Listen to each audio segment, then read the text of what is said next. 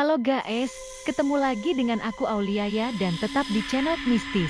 Seperti biasanya, aku akan bercerita buat kalian semua tentang kisah-kisah misteri yang tentunya akan membuat bulu kuduk kalian merinding semua. Ayo kita mulai kisahnya. Inilah kisah mistis pesugihan pabrik tekstil. Di sebuah kota kecil yang dikelilingi oleh pegunungan, terdapat sebuah pabrik tekstil yang sudah beroperasi selama puluhan tahun. Pabrik tersebut dikenal dengan produk kainnya yang berkualitas tinggi dan harga yang sangat bersaing. Namun, di balik kesuksesannya, tersimpan sebuah rahasia kelam yang tidak banyak orang tahu. Konon, pabrik ini didirikan oleh seorang pengusaha bernama Budi, yang sangat ambisius dan ingin mendapatkan kekayaan dalam waktu singkat. Suatu malam, saat ia sedang berjalan pulang, Budi merasa kehilangan arah dan terjebak di dalam hutan. Di tengah kegelapan malam, ia bertemu dengan sosok gaib yang memancarkan cahaya.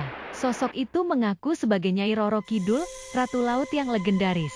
Nyai Roro Kidul menawarkan kekayaan dan keberuntungan yang tak terbatas kepada Budi. Namun dengan satu syarat yang sangat berat, ia harus melakukan pesugihan. Budi yang terpesona oleh tawaran tersebut tanpa berpikir panjang menerima perjanjiannya. Dalam waktu singkat, pabriknya mulai berkembang pesat. Produknya laris manis, dan profit pun mengalir deras. Namun, seiring dengan kesuksesannya, Budi mulai merasakan keanehan. Setiap malam, ia mendengar suara aneh yang datang dari dalam pabriknya. Suara itu seperti bisikan yang memanggil namanya, terkadang juga disertai dengan suara tangisan. Beberapa karyawan mulai merasakan keanehan di pabrik tersebut. Mereka mengaku melihat sosok bayangan yang melintas di antara mesin-mesin, dan terkadang merasakan hawa dingin yang menusuk. Namun, semua itu ditutupi oleh Budi, yang merasa bahwa semua itu hanya efek dari stres akibat kerja keras. Suatu malam, ketika pabrik sedang ramai-ramainya, mesin-mesin tiba-tiba berhenti berfungsi. Budi yang terpesona oleh tawaran tersebut tanpa berpikir panjang menerima perjanjiannya. Dalam waktu singkat, pabriknya mulai berkembang pesat. Produknya laris manis, dan profit pun mengalir deras. Namun, seiring dengan kesuksesannya, Budi mulai merasakan keanehan. Setiap malam, ia mendengar suara aneh yang datang dari dalam pabriknya. Suara itu seperti bisikan yang memanggil namanya, terkadang juga disertai dengan suara tangisan. Suasana pun menjadi mencekam. Dalam kegelapan, karyawan melihat sosok wanita dengan gaun hijau yang melayang di antara mesin. Mereka semua panik dan melarikan diri. Budi, yang takut kehilangan semua yang telah dibangunnya, berusaha untuk menenangkan dirinya. Ia mengingat perjanjiannya dengan Nyai Roro Kidul dan merasa terjebak dalam kesepakatan yang mengerikan.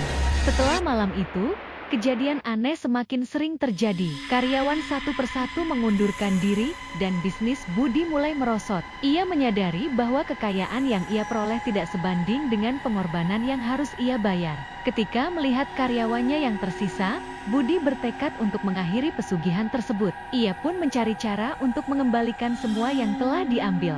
Dengan bantuan seorang dukun, Budi melakukan ritus pemanggilan Nyai Roro Kidul, meminta maaf dan memohon agar segala perjanjian bisa dibatalkan. Dalam suasana malam yang sunyi, Budi mengungkapkan penyesalannya dan siap untuk mengembalikan kekayaannya. Seketika, hujan deras mengguyur pabrik dan suara angin yang kencang terdengar. Tiba-tiba, sosok gaib muncul, menerangi area pabrik dengan cahaya hijau. "Aku melihat kesungguhanmu, Budi. Namun ingat, semua yang kau miliki adalah titipan. Kembalikan ke pesisir, dan jangan sekali lagi melanggar ketentuan alam," bisik suara Nyai Roro Kidul. Setelah momen itu, pabrik mulai kembali beroperasi normal, meski tidak sekuat sebelumnya. Budi mengubah arah bisnisnya, lebih memperhatikan lingkungan dan kesejahteraan karyawannya. Meskipun keajaiban yang pernah ada tidak lagi terasa, ia belajar dari pengalaman pahit tersebut. Pesugihan yang didapatnya tidak sebanding dengan harga yang harus dibayar. Sejak saat itu, kabar tentang pabrik tekstil tersebut menjadi kisah mistis yang beredar di masyarakat. Banyak yang datang untuk belajar dari kesalahan Budi dan menghargai kerja keras yang tidak terikat pada kekayaan semu. Pabrik masih berdiri hingga kini, sebagai pengingat akan perjanjian yang tidak baik, dan bagaimana kekayaan sejati datang dari ketulusan dan kerja keras. Jadi bisa kita ambil pelajaran, tak perlu mewah, yang penting hati tentram. Selamat mendengarkan kisah-kisah mistis selanjutnya ya guys. Dadah, salam kembali bersama saya Aulia Mistis.